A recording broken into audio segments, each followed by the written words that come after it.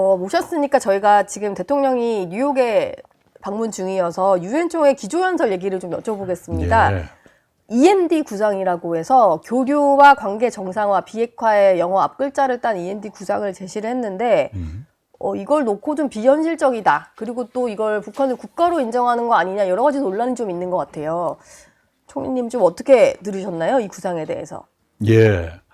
우선 한반도 상황이 몹시 급박한데 그 급박한 상황에 비하면 조금 태평하게 들린다라는 것이 저의 첫인상이었습니다. 무슨 얘기냐 하면 지금 북한은 핵 능력을 나날이 향상시키고 있고 북중러 연대를 강화하고 과시하고 있지 않습니까? 네. 그리고 김정은 위원장은 이미 3년 전부터 남북 관계를 적대적 두 국가라고 규정하고 남북 관계, 북에서 말하는 북남 관계도 조한 관계라고 이름을 바꿨어요. 예.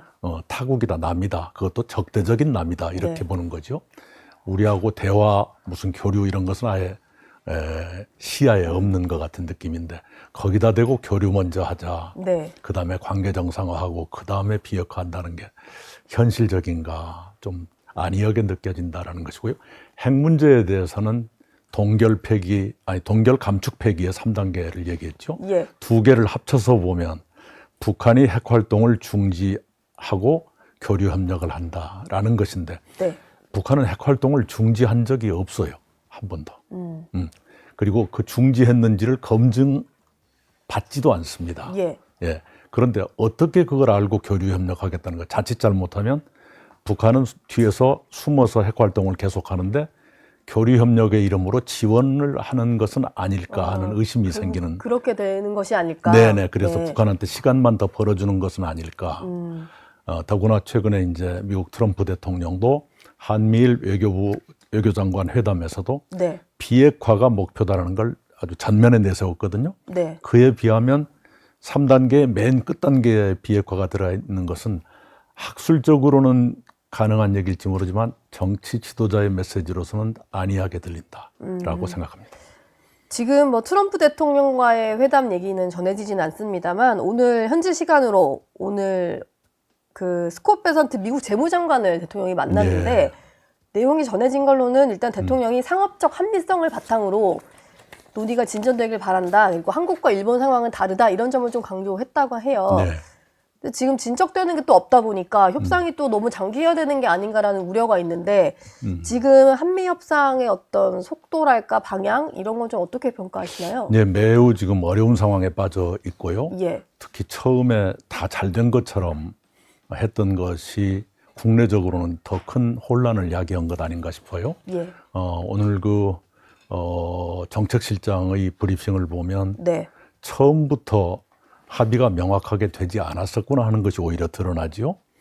우리는 담보대출 일부 직접 투자를 생각하고 있었고 우리 측의 비망록에 그걸 기록해 놨었는데 네. 미국은 전액 직접 투자를 투자. 생각했던 것 네. 같더라. 말하자면 그 얘기가 좁혀지지 않은 채로 끝났다는 얘기인데 네. 다 잘 됐다는 식으로 발표를 첫 했으니까. 발표 때는 그렇습니다. 우리 쪽 해석으로만 발표를 했으니까. 예, 심지어는 합의문이 필요 없을 만큼 잘 됐다라고 했는데 그게 거짓말이라는 게 드러났죠. 예. 지금부터라도 우리의 현실 3,500억 달러를 내 가지고는 나라가 결단난다는 걸 분명히 인식을 해야 돼. 우리 외환보유고의 84%를 한꺼번에 내면 네. 그건 안 되는 것 아닙니까? 그렇게 할 수 없다는 걸 미국한테 충분히 설득했으면 좋겠고 예. 미국 또한 동맹인 한국의 경제가 망가지는 게 미국한테도 이익될 것 없다는 걸 인식해 주었으면 좋겠어요. 예. 그래서 동맹이 강해져야 미국한테도 이익이라는 생각을 가졌으면 좋겠고 설령 그 대미 투자가 타결된다고 해도 네. 자동차 관세 15%는 일본에 비하면 우리가 2.5% 손해 보는 것 아니에요. 그렇죠. 일본은 0에서 15로 갔지만 2.5에서 15로 갔지만 우리는 0에서 갑자기 15로 가는 거니까요. 그런 어려움이 한국에 있다는 것을 미국이 충분히 이해를 했으면 좋겠습니다. 다른 상황이라는 거. 그렇죠. 동맹국이니까 그런 네. 게 좀 필요하다는 생각이 들고 다시 국내 정치 얘기로 네, 좀 네. 돌아와서요.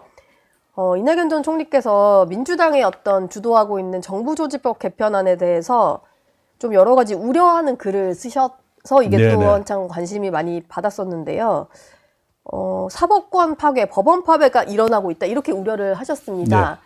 어떤 점이 가장 문제인 것 같으세요? 네, 우선은 그 사법 개혁이란 건 제도 개혁을 말하는 거예요. 예. 대법원장 물러나라. 이건 사법 개혁과 별도의 트랙입니다. 사법 개혁은 이렇게 돼 있죠. 대법관을 거의 2배 가까이로 늘리겠다. 네. 또 하나는 대법관 후보 추천위원회 구성을 다양하게 하겠다. 말하자면 입맛 맞는 사람들을 많이 집어넣을 수 있게 하는 것이죠. 예. 그리고 법관을 외부에서도 평가할 수 있게 하겠다. 이런 것을 포함한 5개 항이에요. 그 전체적으로 보면 권력의 입김이 들어가기 쉽게 하겠다라는 내용이기 때문에 굉장히 사법권 독립으로 보면 위협적인 개혁이고요. 예. 그런 제도 개혁과 별도로 대법관 물러나라, 사퇴해라, 탄핵하겠다, 청문회 나와라. 그다음에 당신 한덕수 씨 만나가지고 재판 야합했지? 뭐 이런 가짜 뉴스까지 들이대고 있잖아요. 예. 이건 헌정사상 처음 있는 폭거인 것이 틀림없고요. 그렇게 사법권 독립을 파괴하고 해가지고는 민주주의 자체가 무너지는 것이죠. 그런 위기의식을 제가 표현했습니다. 그리고 또 민주당이 결과적으로 검찰과 사법 개혁을 통해서 얻고자 하는 것은 이재명 대통령과 관련된 재판에서 뭐 면소 판결을 받거나 일부 뭐 대놓고 공소 취소 얘기하는 사람들도 있고 뭐 그런 상황이잖아요. 뭐 이것에 대해서도 좀 언급을 해주셨는데 네. 실제로 가능한 일입니까? 있어서는 안 될 일이지만 가능한 것 같긴 하고요. 지금 기세로 보면 뭐든지 해치울 것 같지 않습니까? 예. 그러니까 더 두려운 것이죠. 아까 무죄 만들기, 면소 만들기라는 것은 아까 사법개혁, 검찰개혁과는 별도예요. 네. 사법개혁, 검찰개혁은 제도를 바꾸자는 것인데 이것은 그냥 입법 독재의 방식이죠. 예. 대통령이 걸려있는 12개 혐의를 무죄 또는 면소로 만들겠다. 면소로 만들려면 그 죄를 형법에서 전부 빼버리면 되거든요. 네. 그런데 벌써 배임죄를 빼기로 했다고 원내대표가 발표했잖아요. 그랬죠. 올 가을에 빼겠다는 거 아니에요? 예. 그러면 12개 혐의 중에서 3개인가 5개가 배임죄거든요. 그것이 와장창 면소 나오게 하겠다는 그렇게 얘기고요. 되네요. 예. 네, 대북 송금은 공소 취소하겠다. 네. 이렇게 해서 있던 것이 갑자기 없던 걸로 둔갑할 수 있을까? 근데 그게 만약 성공하면 대한민국 법치주의와 민주주의가 실패하는 것이죠. 네. 양쪽 다 성공하기가 어려운 구조니까 우리 국민들께서 어느 쪽을 성공시키는 게 좋습니까? 하는 걸 한번 생각해 주었으면 좋겠다는 글을 썼습니다. 예. 이게 좀 너무 우후죽순 막 벌어지고 네. 너무 많은 일이 벌어지니까 한 가지 전방위 폭격이죠. 네, 국민들이 하나하나 알기도 전에 다 벌어지는 상황 같아요. 근데 만약에 이렇게 무죄 만들기에 성공을 하게 되면은 법치주의와 민주주의에서 실패한다라고 말씀을 네. 해주셨는데요. 네. 그러면서 방금 전에 했던 얘기랑 비슷하게 우리는 어떻게 해야 하는가라는 질문을 예. 주셨습니다. 국민 여론이 좀 움직일 필요가 있다 이런 말씀이실까요? 그렇죠. 예. 이제 바람직한 것은요. 저는 처음에는 이렇게 사법 리스크가 많은 분이 최고 권력을 갖게 되면 법치주의, 민주주의가 무너질 거다라고 우려했기 때문에 예. 고심했고 다른 선택을 했었습니다만 네. 그게 현실로 되고 있잖아요. 어려울 거라고 예상은 하지만 만약 대통령이 이렇게 하면 결과가 어떨까 하는 상상을 해봐요. 예컨대 부족한 저 때문에 법원에서 그래도 국가를 먼저 생각해서 제 재판을 모두 중지한 것 송구스럽게 생각합니다. 제 퇴임 후라도 재판을 받겠습니다. 재임 중에는 그거 잊어버리고 민주주의, 법치주의 지키면서 국가를 위기에서 극복하기 하는데 모든 힘을 다 쏟겠습니다. 네. 국민 여러분 도와주세요.